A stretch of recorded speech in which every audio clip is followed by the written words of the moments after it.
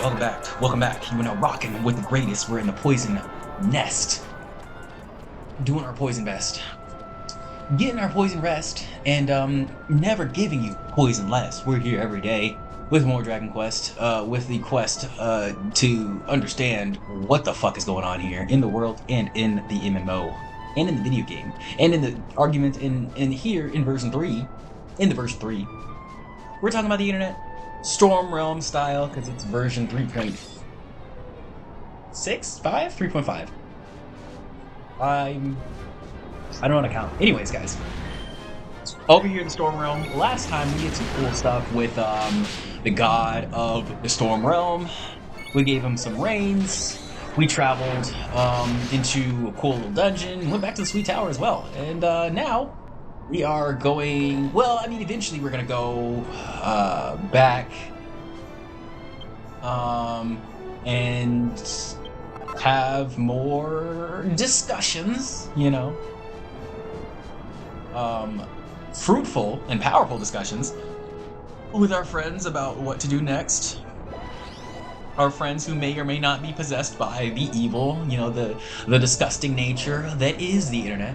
But, yeah, since we're just going to do that, I am going to change the cosplay today because I'm sorry, I'm tired of my bootleg Asmon cosplay that doesn't really look like Asmon. But, you know, I guess that's really just my opinion leaking on to you guys' opinion. I don't know, the more I look at this, the more I watch back the footage, I mean, like, you can kind of get it if I tell you. But just in general, it looks like some angry, old, decrepit white guy. But I suppose that is what he is, you know? It's not getting twisted here. But yeah, I enjoyed my time with Roach King. We're going back to RPG characters in just a second here. But I figured I might as well give you guys a little showcase of what I actually do to make these characters and a little bit of a rundown of the process. So that's what we're going to do this time, along with, you know, a little boss battle if we get to it. I don't know, I might feel tired and I might just be like, I don't really care to finish it off or whatever. But yeah, essentially this is just, I believe I forget what materials we're actually getting now when we're leaving this little Storm Realm area, but we have to fight some birds, some buzzards, to get another material, and then we come back, and then, you know, more story things will happen. So please implore me, as the damn train outside just loves being a damn train outside and being very loud. Please implore me, enjoy my indulgence as I just, you know, ramble on about life in general and what's been happening here, what's been going on in the life, in the times, and hopefully find some way to relate it back to you and the wonderful gameplay that you're watching here that is Game Quest. Wow, what was I even about to say there? I don't even know. Game Quest? I suppose Game Quest. Gay Quest? Life is a gay quest. Indeed, indeed.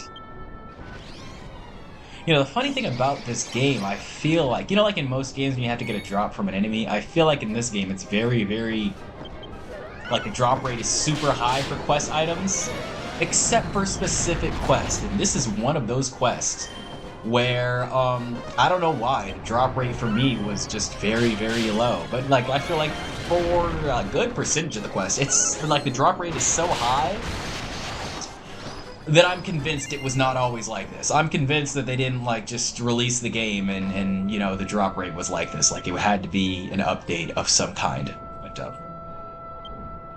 yeah, I got a boomerang. Pretty cool. Not a terrible one, too, so, you know. Useful, I suppose. A lot of the boomerangs look very cool in this game, so we'll come back to that. Circle back. See what I did? See what I did? Circle back to that one in a little bit. Yeah, but a lot of the quests in this game, because of that, are very, very easy. In general, if you know where the things are, you know, it's not really going to take too much to just find out what's going on and get there. A lot of the times the dialogue is very transparent. Like, we figure things out. These are like low-level Nintendo puzzles, you know? This is, like, not too far beyond something you would find in, like, a Legend of Zelda if you're trying to compare it to another game. and I do enjoy that. I do enjoy that. I did have to use a guide for a little bit of this game. That's just kind of like how I enjoy playing RPGs at this area of my life. Like I realized the reason why I like RPGs in general. It's because I feel like they're working a part of my brain that really isn't activated a lot.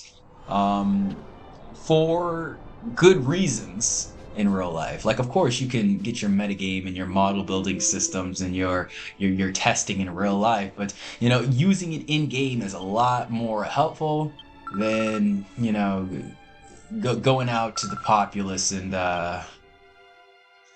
sort of, I don't know, looking at someone's attributes and trying to predict how it's gonna come out just with your reactions or someone else's reactions to them or whatever. It's gonna come out in a different way just because of the nature humans are. But I'm not saying games are 100% super stagnant, but you can replicate things in games to almost a 100% accuracy. If you just do it enough. I know this from speedrunners. Speedrunners sometimes they get so good at these glitches, these tricks that you're quote unquote not supposed to do regularly, that they almost have like a 98% success rate with some of this stuff, and you can get there. It doesn't matter how hard it is. It just takes a lot of effort, and in real life you can do all that effort and it can still not come out how it's supposed to, how it's quote unquote supposed to. Just because of the nature of the world. It's not how video games are built. We can't like open the hood on the world and see what the algorithm looks like. And as much as the government would love for you to believe that you can't do that with the internet either. You can. You can. They just don't want you to. They don't want you to know why you're being fed all these disgusting things that you don't actually need and shouldn't actually be looking at. They don't want you to know why. They don't want you to actually figure that part out. Like, ooh, that sounds terrible. But they do want tons and tons and tons of people drowning and falling over themselves to win some kind of battle they didn't even sign up to be in. It's not too hard to realize that if somebody is, I mean, anybody who's played any MMO or any FPS game knows, it's the easiest to take someone out when they're trying to take someone else out. So I'm not saying the whole world is out to get you or the government is trying to destroy you. I'm just saying, if you're not immediately obedient and falling in line type of person, then you're obviously a threat, and you obviously, the easiest way to get rid of you is to destroy you, and the second easiest way is to get you to join them. That's why a lot of this world is designed to break us. You grow up and you slowly gain morals, and then the world's designed to just sort of break you down until you just have a price of how far you're willing to go until you just can't take anymore and you got to do whatever it is to survive. So I say fuck that. Let's not get to that area where it's like I can't take anymore and I have to crash out. Let's crash out right now. Let's skip all the steps, man. This is why I constantly preach with the vices and stuff and all the stuff that you want to quit, drugs, alcohol, porn, food, even food, man. You eating too much? Good, eat more. All you have to do is really add that onto a habit that you actually like doing, or say fuck it and just go so deep into it, so self-destructive into it that you never want to go to that place ever again. See, a lot of people are stuck in life because they don't want to go to rock bottom. They want to teeter in the middle. Well, I'm sorry, man. There is no middle class anymore. We have successfully eradicated it. There is no middle class anymore. It doesn't exist. And I'm sorry if it sounds a little scary, a little detrimental to you, but you just look around you if you don't believe me, man. Nobody's happy. Not the people at your job, not the people coming into your job to buy their wonderful products, and certainly not you. Certainly not you. I imagine many happy people just do not catch this content. Or they probably already left. I mean, oftentimes I notice my platitudes when I tend to ramble on about things that don't really matter. People kind of space out. So I'd say you may be a happy person who's hoping to spread that happiness, but um, if you don't truly take care of yourself and bring your true power into your own essence, it's gonna build that resentment, man. Like I said, everybody's got a limit. Everybody's got a little area that they can sort of be like, okay, so I can take this much abuse, and then it goes up a little bit. It's like I can take this much abuse, and then eventually that threshold just gets crossed, and it's just like whatever you want to call it, that disrespect, abuse, violence, you can take it, but you have that threshold. We all do. So you just got to know um, that the world's constantly trying to push you to that. And this doesn't mean you have to push against it. This just means you have to prioritize what's actually there for you, which usually is just yourself, your knowledge, your psyche, your energy. And the energy's going to be there for you. And that's a fact.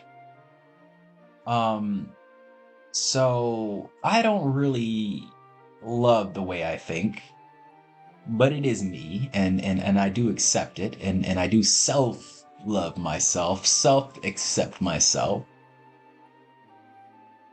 But the reason why I'm generally making these videos and why I generally tend to not push people towards my style of thinking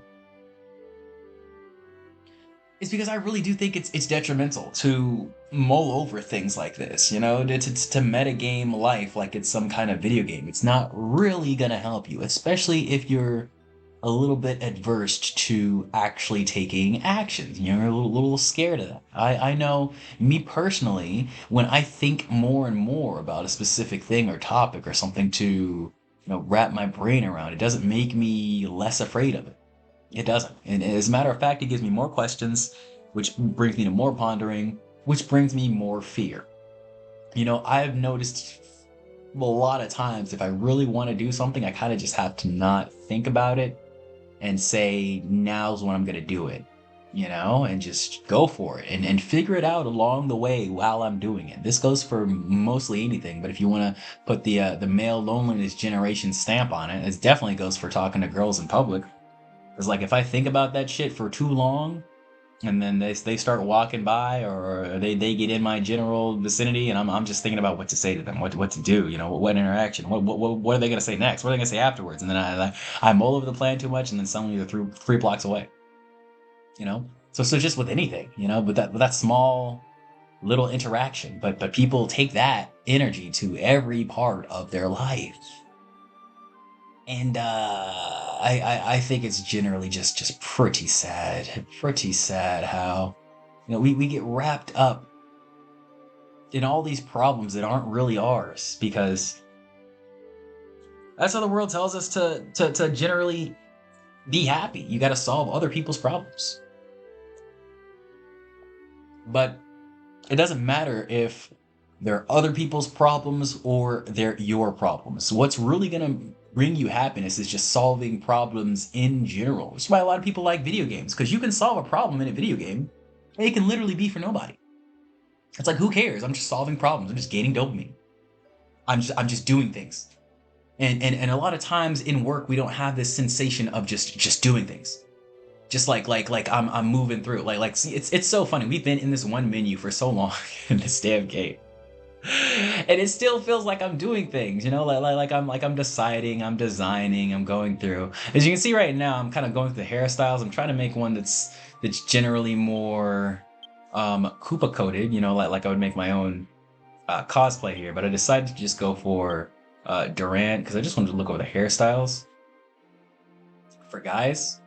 This is my only male character, and my main is a female, so I really haven't looked over the male hairstyles too much. Now, for a Japanese game, it does have more male hairstyles than the average one, but honestly, it's a little depressing that I think the hairstyle that I have is only on the female side. So that's what I was kind of like looking for there. So I might still do my cosplay. I'll just be a girl. And I know that sounds a little weird to you, but I don't care. I know it sounds weird to you. It sounds weird to me. But nevertheless, I think most of attracting in this game, it's kind of like the face and the hair. Body wise, they kind of look pretty freaking similar, and there's a lot of like stances and walk cycles, animations that are different between guys and girls. But yeah, I don't really care. I definitely have mental illnesses, but I don't consider myself a trans person or an advocate in any of those senses, nor do I really care about any of them in the first place. I think most people don't, and it's just kind of like a psyop that we all have such strong opinions on them. I'm like, we don't give a fuck, guys. It's like, okay, they exist, fantastic. But any marginalized group with a lot of eyes on it nowadays. People really aren't. I feel like they aren't really like. I don't want to say it like this, but I feel like they aren't really like advocates for the movement. It's just a generally new medical procedure, and because of that, it's generally popular. And because of that, a lot of parents want to be popular for their kids, so they push them to do it if they kind of sort of want it. But we've had tomboys forever. We've had femboys for forever. We had cross-dressers. A cross-dresser actually started one of the social movements back in the day for gay men. And we know people like being sort of androgynous, but now it's sort of like it's becoming taboo to put. Well, it always has been taboo to put like parameters or percentages on it or numbers on it, but now it's becoming even more taboo now that people can like sort of be forward presenting or backward presenting or whatever this bullshit is, and it's becoming way too much of a thing that like we're not acknowledging the true facts of the situation that nobody really cares about. And we're all just like the trans people just want to be left alone and be treated like regular humans. And it's a little frustrating how we ignore the huge underlying details that just like I was saying before, guys, we're running out of problems in general. We're running out of issues, and so now people just kind of have to make them. And the trans one is definitely indicative of that. People just kind of creating an issue because they don't have one. They're like, I don't know I don't know how to live life or solve problems, and it's just especially apparent for ugly girls. They don't like video games. I wish they would pick up a controller. I fucking wish so bad so that they could just lock in on something else that's not social media.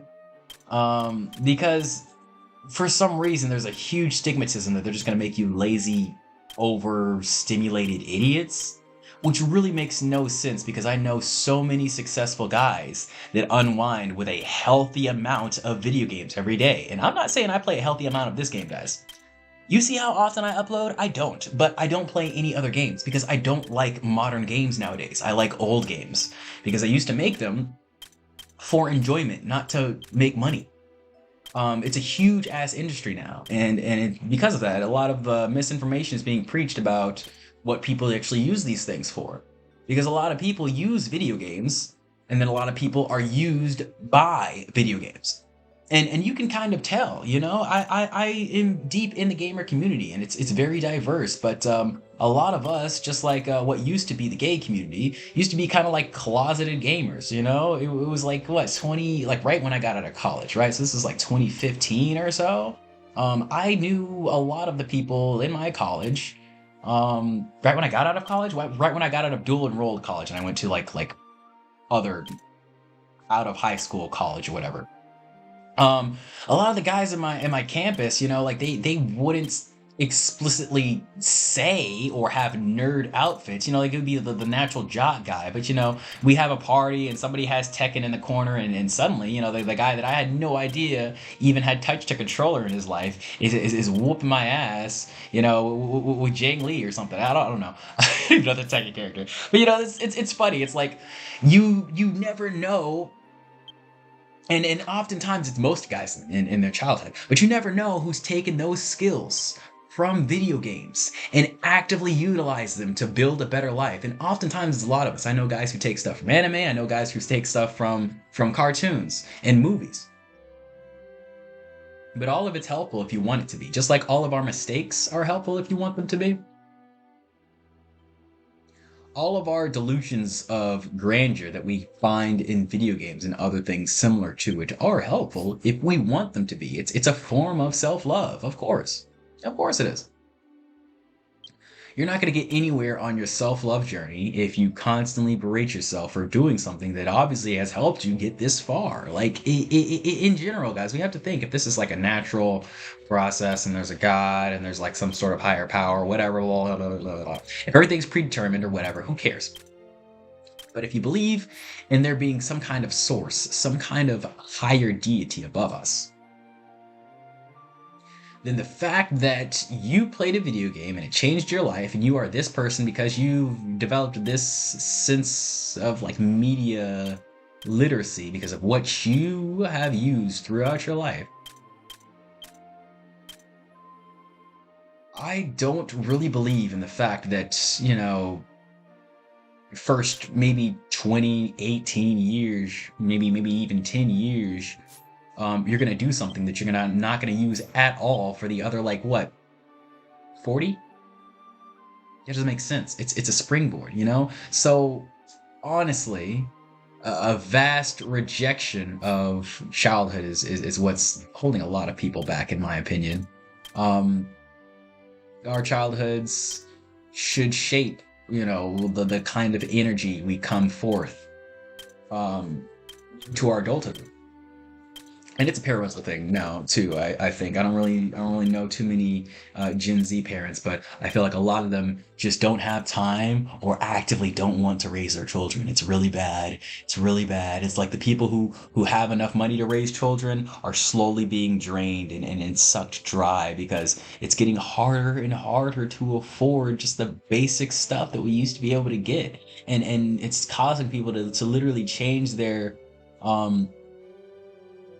means, you know, you're supposed to be not living above your means, but now I have to live, you know, several layers below my means, in order to be just comfortable in case like something crazy happens or there's like a tragedy or something.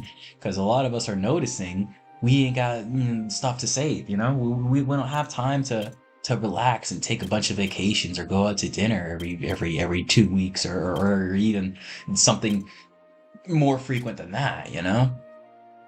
2 weeks is pretty chill if you're going out every 2 weeks, you know? But a lot of people are in this area, this frame of mind that, you know, not only is the world against you, but even the general people who are working the stores, who are on your level, are against you, and that just at an explicit level makes zero sense to me.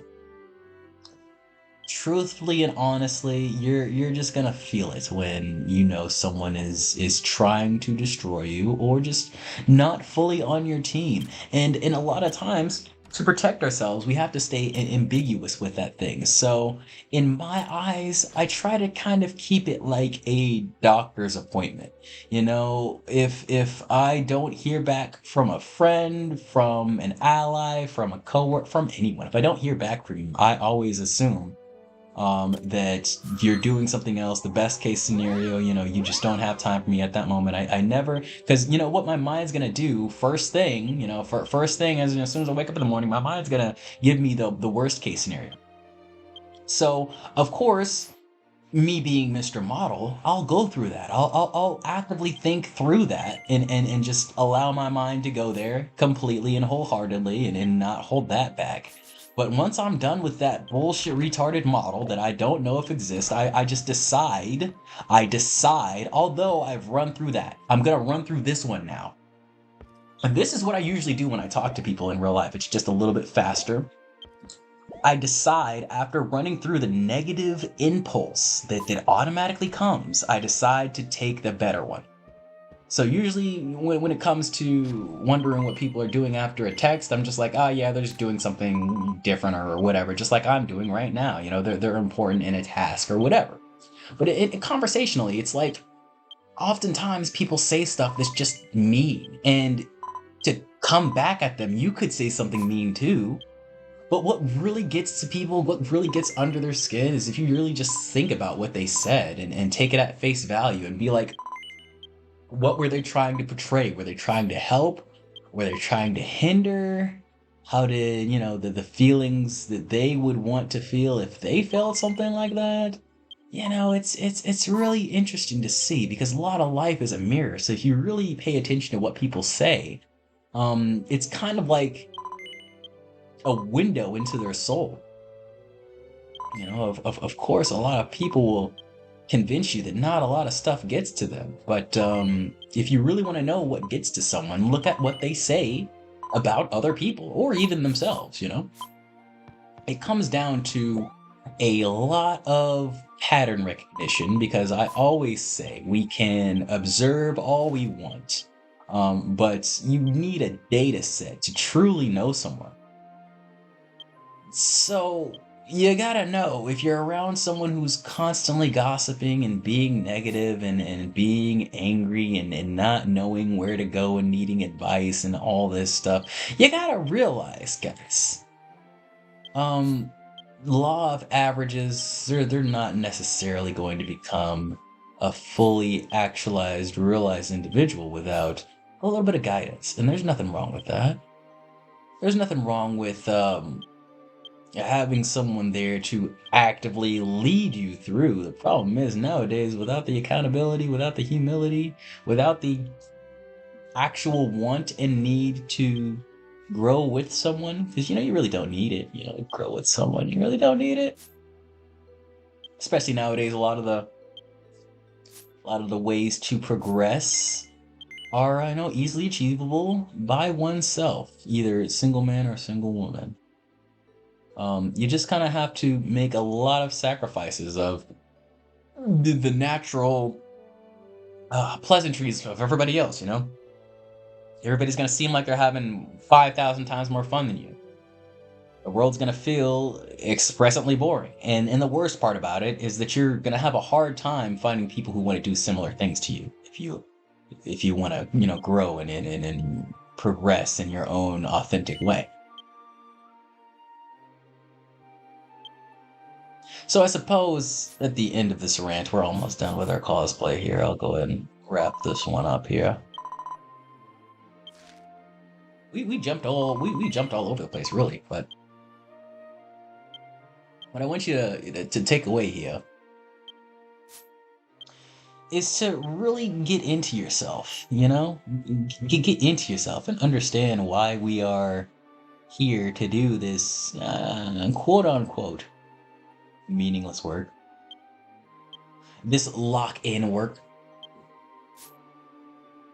because it is the dumb, stupid, retarded, selfless acts of just locking in, doing your thing, not caring what results come from it, that will get us these delayed gratification results that we really want. It's that is the one.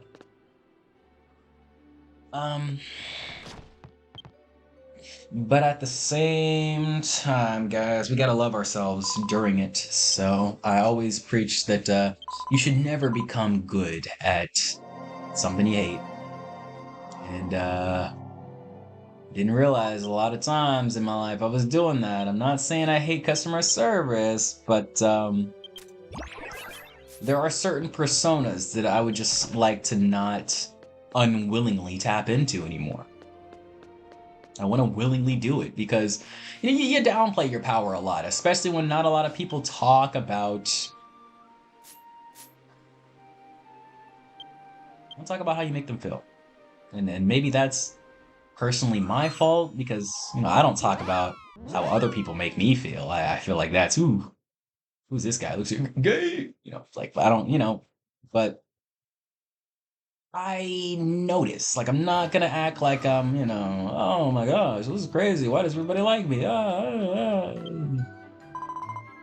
I have an entertaining personality, just naturally, and it's not like, forced like a lot of people try to be. So I feel like it's just naturally noticeable. It's like I kind of want to just be around this energy a little bit more. So you gotta lean into your natural essence, whatever that is. Not everybody needs to be a huge ass, wonderful, entertaining performer. You don't need to be funny. You don't need to be interesting. And I always preach the fact that nobody is really interesting. We're all boring, horrible, troglodyte pieces of shit. It's all the person who's dictating the interest that is interesting. You are the interesting person because you like Kendrick. It's not Kendrick being the interesting artist.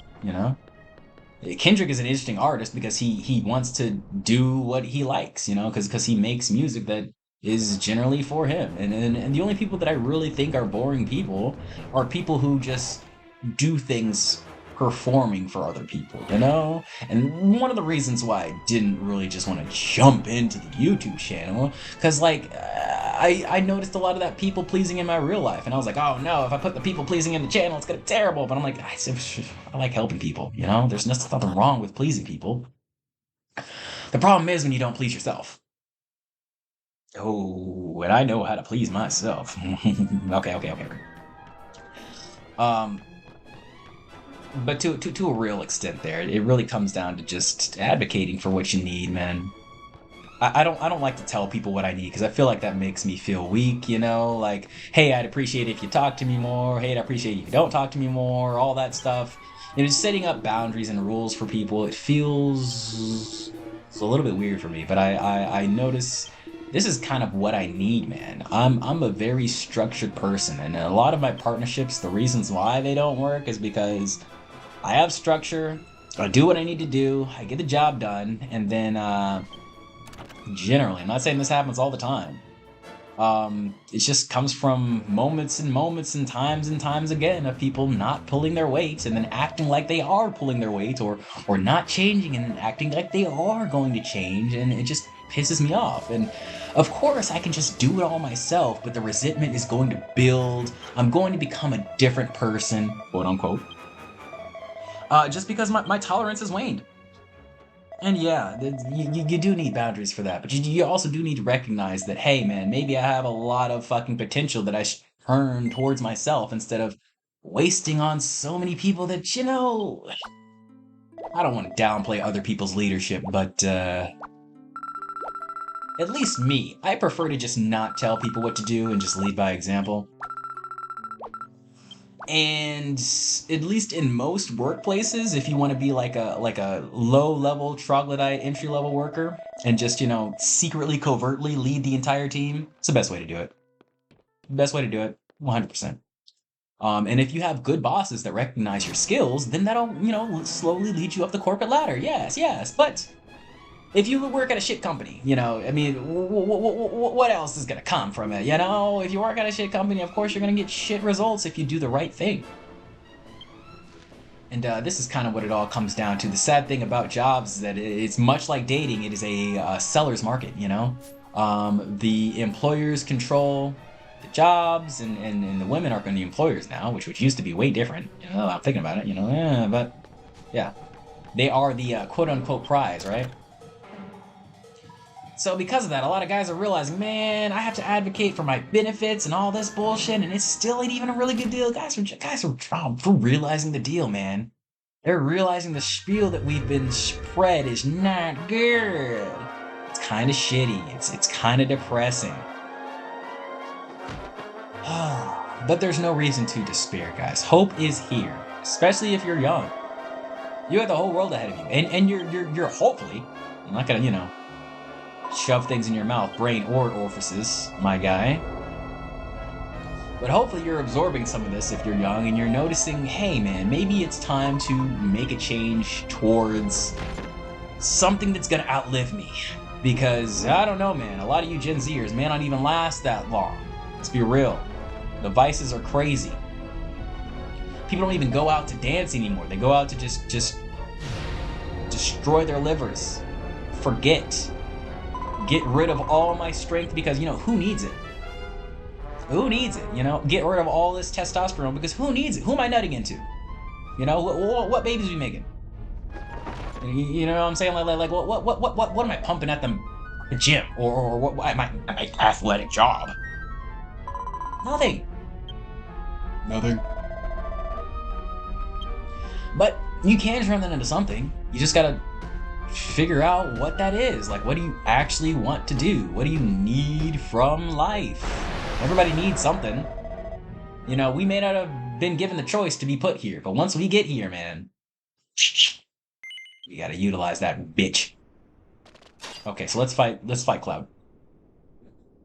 Now, Husa is a pretty easy boss here. He's not gonna do too many crazy things, but I believe he's swordsman class. And he has a couple of, like, okay attacks. There's nothing really insane AoE-wise, so I think this is one of the bosses where you can just kind of, like, stand there and just wail on his ass. This is actually kind of funny because you can actually get him as a party member later on. And, yeah, him as an evil person is very shitty.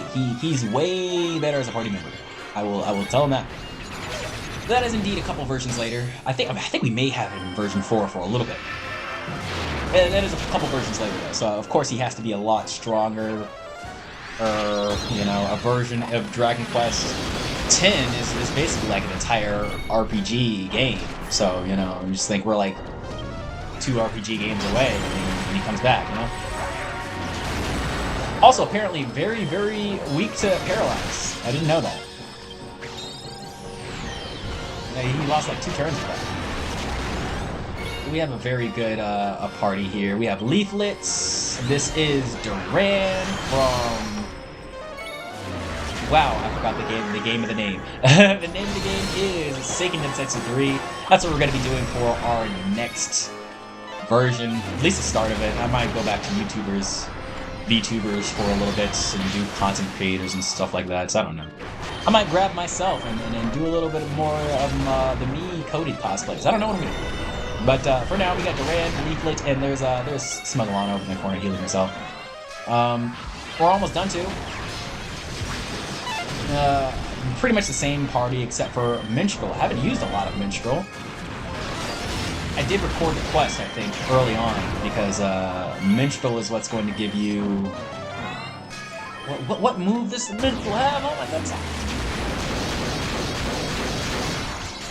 I'm pretty sure there's a benediction. I think it's either sobering slap. So sobering slap you can use with everybody in cure status effects. It's pretty important to have. Get a couple levels for Shammy.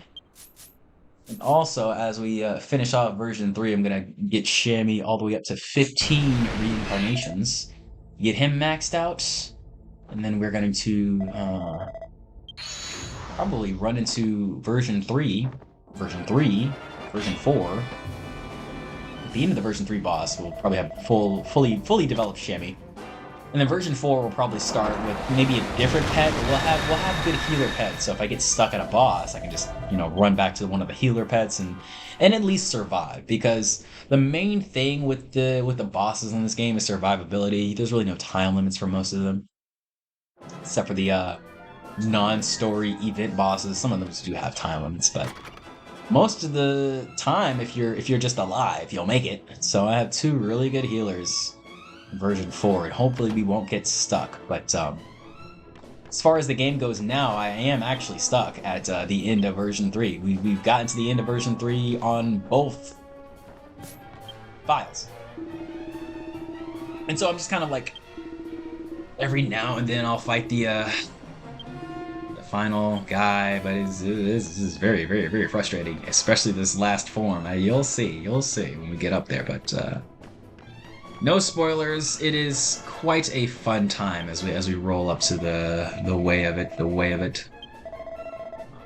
But let's go ahead and finish this part off. We'll go ahead and watch this last cutscene. I don't even know if I'm gonna watch the last cutscene. I might just stop it here actually. But before I do, just want to remind you guys, go ahead and drop a sub if you liked it, if you like the little Dragon Quest shit, if you like the random rant I did in the middle of this one, if you like growing and progressing and becoming better individuals. We'll do that. We'll do that. We'll drop likes. We'll drop likes. We went from Roach King to King of Swords, so it's pretty fun.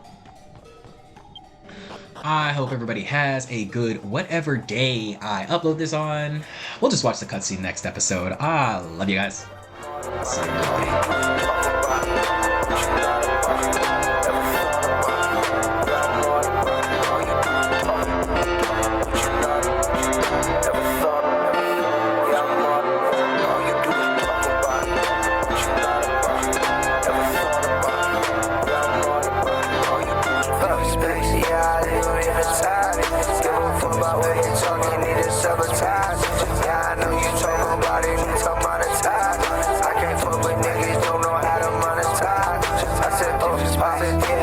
sabotage.